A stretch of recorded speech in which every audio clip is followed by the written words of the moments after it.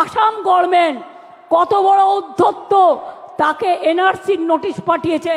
বলুন একটা রাজবংশী ভাই তার কি কি অধিকার আছে? কি অধিকার আছে বিজেপি গভর্নমেন্ট? জবাব দাও, জবাব চাই, জবাব দাও।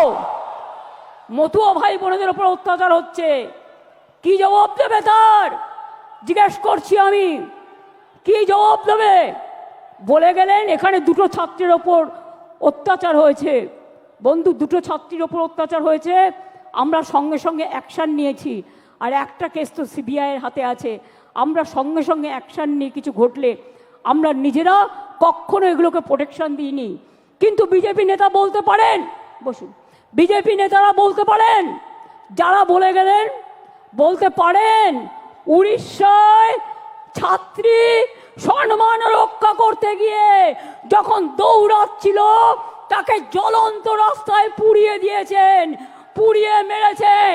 উত্তর দেবেন, উত্তর চাই, উত্তর দিতে হবে, উত্তর দিতে হবে, উত্তর দিতে হবে।